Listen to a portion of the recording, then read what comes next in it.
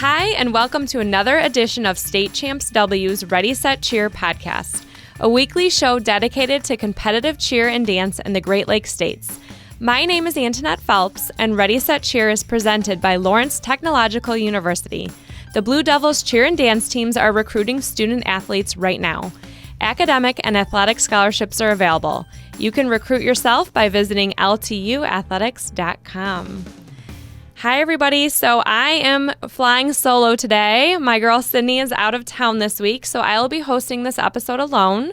First, I just wanted to give a shout out to Wendy. Hi, Wendy. Thank you for emailing us.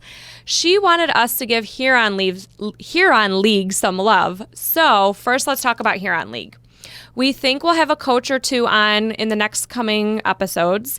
But just to let everyone know, the Huron League, we actually had state champs out there in 2021, out at the Huron League Jamboree. So some teams that were there: Flat Rock, Carlton Airport, Riverview, New Boston Huron, Monroe Jefferson, Grosse Ile. So those are the teams we kind of have our eyes on. And a couple weeks ago, there was a competition on January 5th. It was the Huron League competition hosted by Carlton Airport. They are a Division II team, and they ended up winning that competition with a score of 699.6. Flat Rock came in second, very close competition with a score of 697.2, and Grosse Ile came in third. Airport also goes up against some really heavy competitors depending on what the competition is, like Allen Park, Carlson, Trenton, Divine Child, and they definitely hold their own. Same goes for Riverview.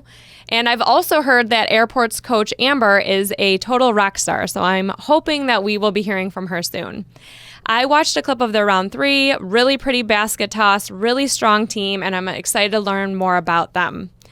We also had another competition. Flat Rock held an invitational actually in December, and they finished in first place for Division III. They also won the first Huron League Championship in February 2021.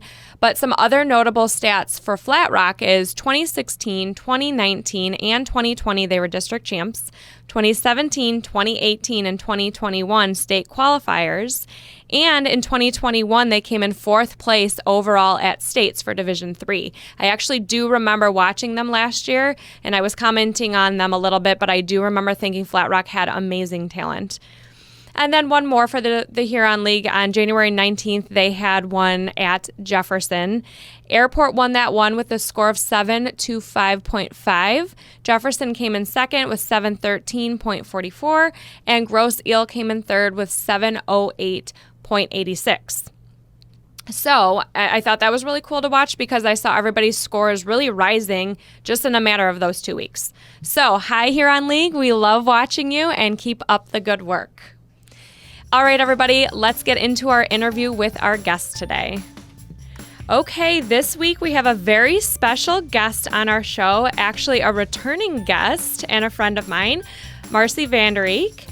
Hi, Marcy. How you doing? I'm good. How are you, Antonette? Good. Thank you so much for being here. Of course. It's always a pleasure. Yeah, so everyone might actually remember your voice because Marcy was actually on last year when we did the MSU alumni podcast. So Marcy is back now to talk about middle school cheerleading. Yes. So Marcy, just reminding us a little bit about your background in cheerleading and coaching.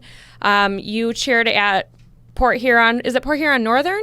Or Port Huron Central? Port Huron Northern, yeah. Okay, Port Huron Northern, of course, Michigan State, then the Pistons, and then you coached at Northwestern in Illinois, and then after that you made your way back to Michigan. So tell us a little bit how you came about, a little back and forth between Chicago and Michigan, eventually made it back to Michigan, and just tell us a little bit about how you came to accept this position coaching at West Middle School. Sure. So we moved to the Rochester area about 4 years ago. You know, always loved cheerleading, have a passion for it. I've always wanted to get back into coaching. So it was actually a couple of years ago, right when COVID was hitting, I had reached out to one of the middle schools and just inquired, just like reached out randomly because, you know, all of this information is not easily available, especially for people that are not within the school system. Like I work for a marketing agency. I'm not a teacher or anything like that. So I had reached out to an athletic director at one middle school, and then they responded and said, no, we're good, but West needs a coach. Are you interested? Blah, blah, blah. And literally happened in a week's time. And I was like, oh, okay. Well, I don't have a ton of competitive experience, but I have all of the background and the organization and all of that good stuff. And they were like, okay, we're good. Let's move forward. And that's awesome. So I started last year as the 7th grade coach. And then now this year, so within this year, that 8th grade coach from last year did not continue. So I moved into the 8th grade role, which was really nice because the 7th graders, the girls that I coached last year, I just absolutely loved. And it was natural for me to kind of slide into that 8th grade coaching role with them. Oh, that's great. So is it 5th, 6th, 7th, 8th, or is it just 7th, 8th? Just 7th, 8th. Okay, yep. Great. Okay. So what kind of skills are you working with in middle school? So right now, we are working really, really trying to focus on gymnastics. I know the back handspring's huge. Back walkover's always been huge for middle school. Unfortunately, with COVID, the participation went down a little bit as far as like the girls coming out. So a lot of the participation, we're still working on getting up to that skill level. So currently I know my 8th graders and the 7th graders, handful of us have back walkovers, but not many. And we work really closely with the high schools as well. Rochester High, Coach Wood invites us there for their gymnastics every Wednesday because I know it's super important to them. So we try to get them there to improve their skills. It's tricky with everything happening so quickly in such a short season. It feels like we don't have enough time to incorporate gymnastics. But yeah, as far as gymnastics, really trying to focus on back walkovers, back handsprings, as in middle school. Okay. Anyone working on tucks yet?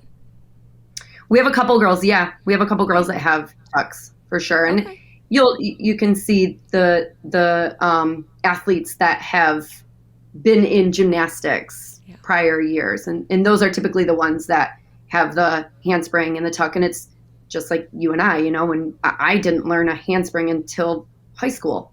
Mm-hmm. And so I never had that experience of gymnastics before. So. Right. Well, that was actually one of my questions as far as working with the high schools. Now, West Middle School, does it go just into Rochester High, or do you also go into Adams and Stony?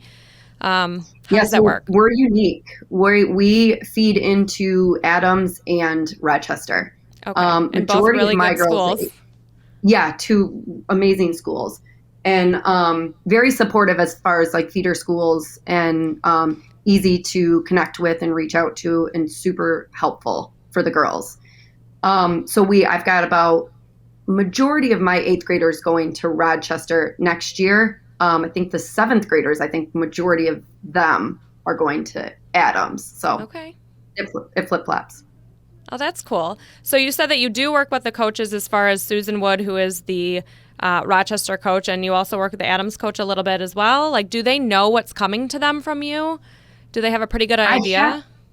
I haven't. I don't talk to Brooke as often as we talk to Coach Wood because we go to gymnastics with them more often, and I sit with her and chat with her.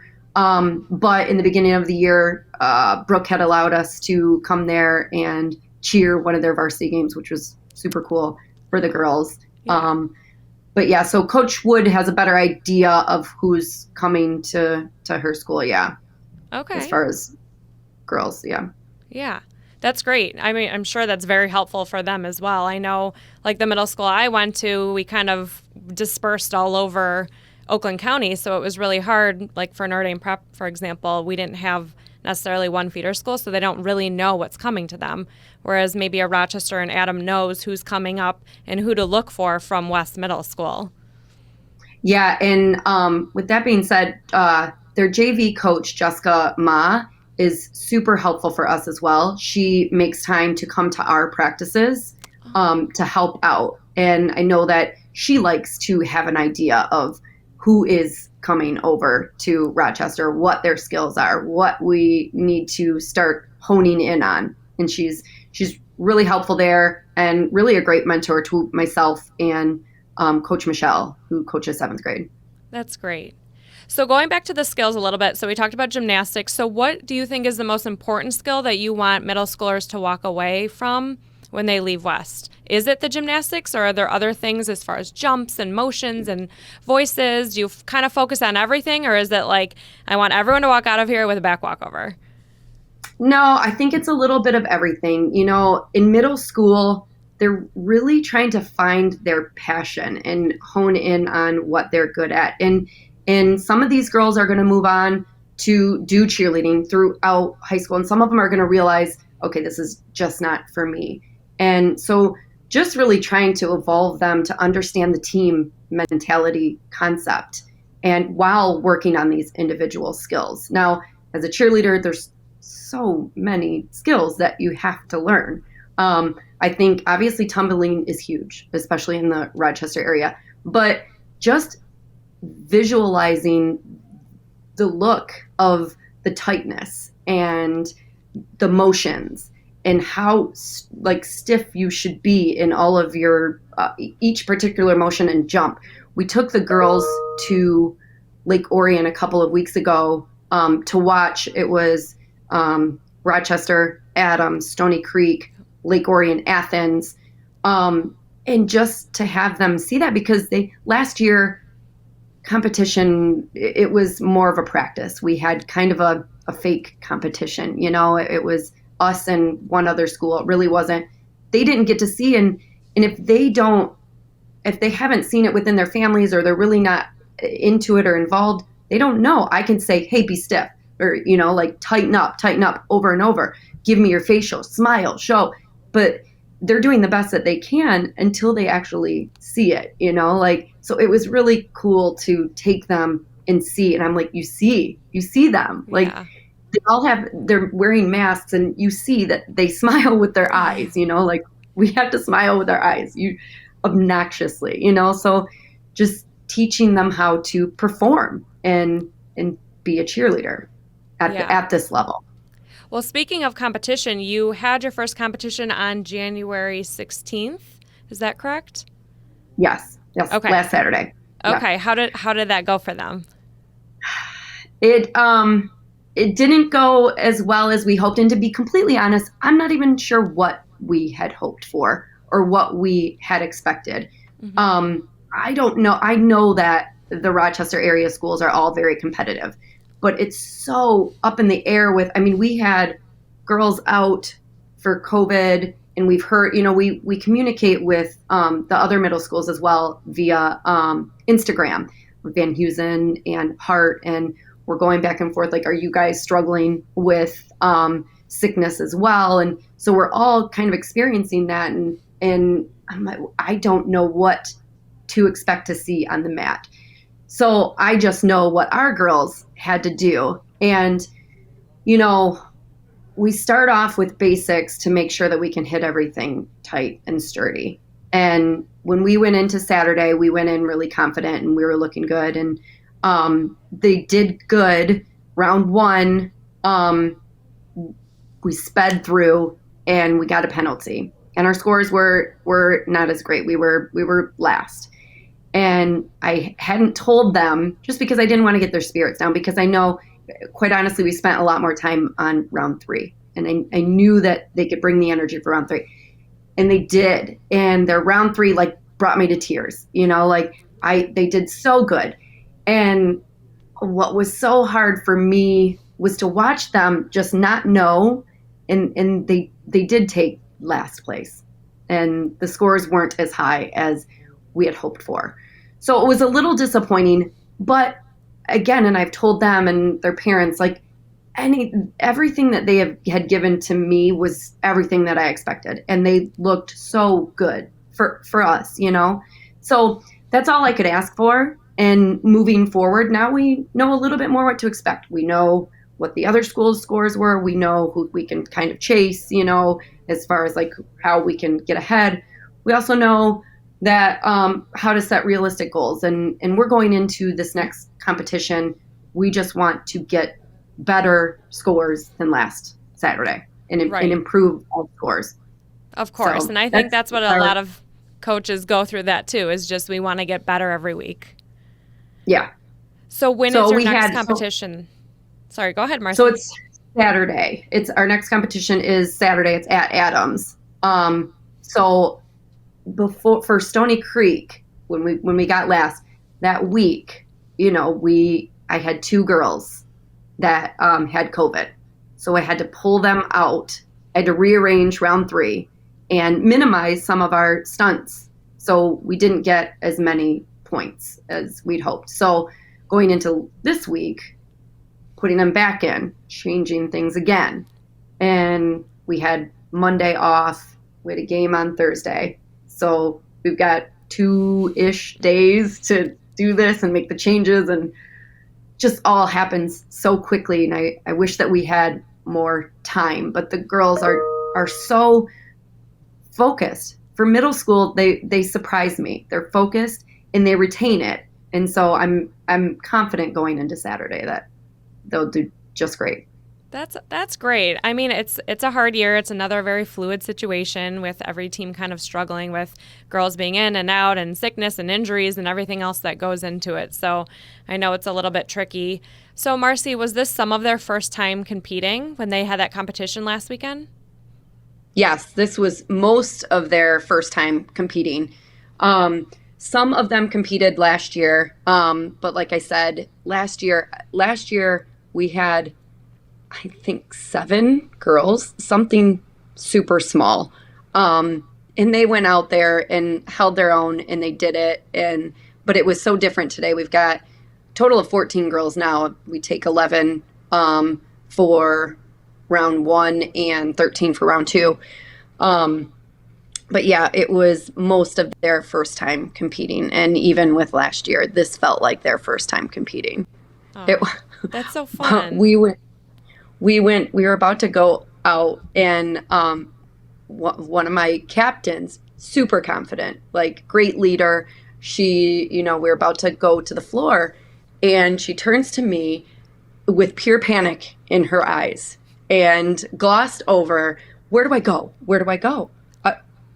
What do you mean? You go out there, you cheer on, you cheer up. We practice this, but where do I?" She panicked. I'm like, just relax. We practice this. Just cheer out there naturally. We're good. Slow down. When she got off the mat, I remember being like that, though. I remember being out there and blacking out for a second, being like, "Am I in the right spot? Which cheer are we doing?" Yeah, I know. I had one of the girls that got off the mat, and they were like, "Oh my God, that was so scary." That is awesome. What a fun feeling, though, for them to have that, and for you to have that again. Yeah. Oh my God, coming off of round 3, it felt so good, and they were so excited. They knew they hit everything, and that was a really cool feeling. So I'm excited to see and experience those with the next couple of competitions as well. Okay, great. So how many more do you have coming up then? 2 more for the season? Yeah, we just have the Adams tomorrow, and we have Lake Orion on the 29th. Okay, great. So you've already touched on this a little bit, but you've had a long experience with cheerleading from high school to college, professional, coaching yourself. What would you say for middle school is the most challenging and the most rewarding as a coach? Ooh. I think, like I said, I think these girls are trying to find their passion and trying to identify what accountability means. And we actually had a practice one time, and I had them write down what accountability meant to them, how they thought that they were being accountable. I think the challenging part is for them to realize what it takes to be involved in a sport, in a true sport that they love. And especially, and I think that's challenging for me as well, because you and I know moving into the collegiate level, like clearly it's a passion, and it's still a passion for me. And so when it's like, well, I don't know if I can come to practice this day, I got this going on, and I have this, I'm going to be late for this. And I'm like, what do you mean? Like you have practice, and they don't know that feeling yet. And they don't know, they're learning how to prioritize that. So I think, and like I said, I think once they realize what they love, and they're either going to move on and do it. And I think the ones that do move on and do it, they're going to have that passion, and they'll do it within high school. And some girls will figure out, okay, well, maybe something else is, my passion. So I think that's definitely a challenging part for us. The most rewarding, and I feel like there's so many different pieces of these that can be rewarding and challenging, but I think just watching them grow and watching themselves grow. Like I said, I've been with these girls last year, they're 7th grade, just seeing them evolve. And even from football season, because when we started, when they were in 7th grade, we were doing double base thigh stands. And man, they thought they were the whip when we got up in those. And now it's like we got them, and we're not doing anything super extreme, but we're getting up into elevators so naturally, and we're getting extensions, and we're coming down, and we're starting to twist down. And if they had thought that they were going to be doing that before, when we first started with our sweet thigh stands, they would have no idea. So it's super cool to see them evolve and grow and learn all of these things. And they're so good at it, like it you think like, man, I don't know if they're going to get it. And they do. And it clicks. And the more that they do it, the more that it sticks. And it's just super cool. What a fun thing for you to be able to be a part of too. Just a great coaching experience. And then just even leading them through this whole life thing, that's so important in middle school, the priority thing and organizing and, being somewhere where when you say you're going to be there, you need to be there, whether it's practice or school or homework or whatever it is. I think that's great that you're instilling that with them right now.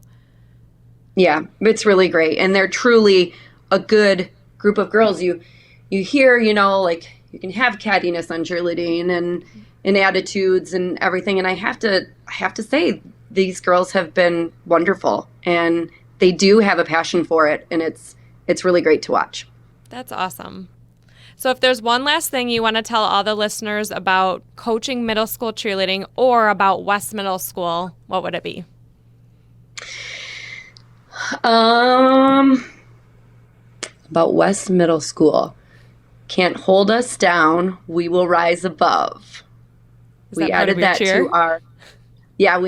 to our round 2 this week because of, coming in last place never feels good for anybody. And so we want everyone to know that we are a force to be reckoned with, and we will continue to work hard, and we will rise above, and we will keep improving.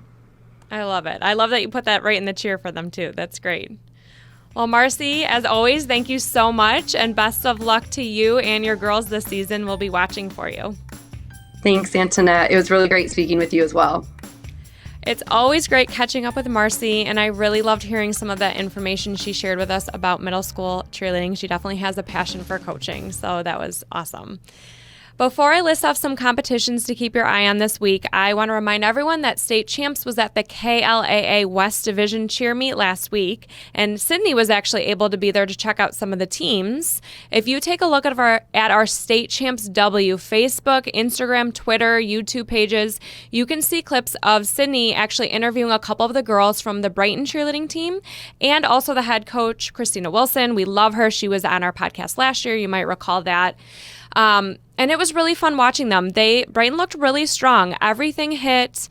And the one thing that really stuck out to me was when the coach said, these girls haven't even hit their peak yet. So we are still in January. We are in the thick of competition season, and all these teams are working really hard on getting to where they need to be by February. So we are very excited to continue watching Brighton, Heartland. They came in second, another strong team, and all of the other teams out there working to get to where they need to be for districts, regionals, and hopefully states coming up soon. So let's talk about the competitions, and we will wrap up the month of January with this. On January 25th, we have the MAC Gold number 2 at Marysville. January 26th is the Bulldog Bash at Chelsea. January 26th, OAA White at Clarkston High School. On January 26th, the Wolverine Conference Jamboree at Allegan. January 28th, Ramble Rumble at Lamphere. January 28th, the Troy Invite at Troy High School. January 29th, the 5th Annual Melvindale Cheer Invitational. January 29th, 8th Annual Plymouth Invitational at Plymouth. January 29th, AP's Mega Middle School Cheer Fest at Allen Park. January 29th, Chippewa Valley Cheer Invite at Chippewa. January 29th, Crusader Rumble at L'Anse Creuse North. January 29th, Grand Blanc Bobcat Classic at Grand Blanc. January 29th, Lake Orion Invitational at Lake Orion. And also January 29th, LMCCOA Scholarship Invitational at Byron Center. All right, everyone, that's it for today. Have a great week out there, and we will see you next week. Cheers.